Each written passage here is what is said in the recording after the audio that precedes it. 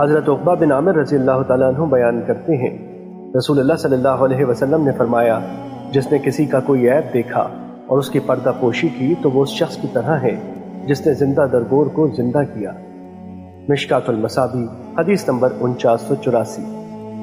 حضرت عبداللہ بن عمرو رضی اللہ تعالیٰ عنہ بیان کرتے ہیں، رسول اللہ صلی اللہ علیہ وسلم نے فرمایا، اللہ کے نزدیک بہترین ساتھی وہ ہے جو ان میں اپنے ساتھی کے لیے بہتر ہے، اور اللہ کے نزدیک بہترین پڑوسی وہ ہے جو اپنے پڑوسی کے لیے بہتر ہے۔ مشکات المصابیح حدیث نمبر 4987۔ حضرت ابن مسعود رضی اللہ تعالیٰ عنہ بیان کرتے ہیں، ایک آدمی نے نبی صلی اللہ علیہ وسلم سے عرض کیا، اللہ کے رسول، مجھے کیسے پتہ چلے کہ میں اچھا ہوں یا برا؟ نبی صلی اللہ علیہ وسلم نے فرمایا، جب تم اپنے پڑوسیوں کو کہتے ہوئے سنو کہ تم اچھے ہو تو تم اچھے ہو، اور جب تم انہیں کہتے ہوئے سنو کہ تم برے ہو تو تم برے ہو۔ مشکات المصابیح حدیث نمبر 4988۔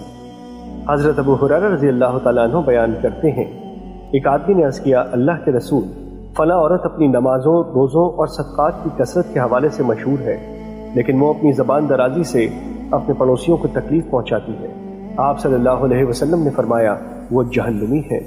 اس نے عرض کیا، اللہ کے رسول، فلاں عورت اپنی نمازوں، روزوں اور صدقات کی قلت کے حوالے سے مشہور ہے، اور وہ پنیر کے چند ٹکڑے صدقہ کرتی ہے، اور وہ اپنی زبان درازی کے ذریعے اپنے پڑوسیوں کو تکلیف نہیں پہنچاتی۔ آپ صلی اللہ علیہ وسلم نے فرمایا، وہ جنتی ہے۔ مشکات المصابیح حدیث نمبر 4992۔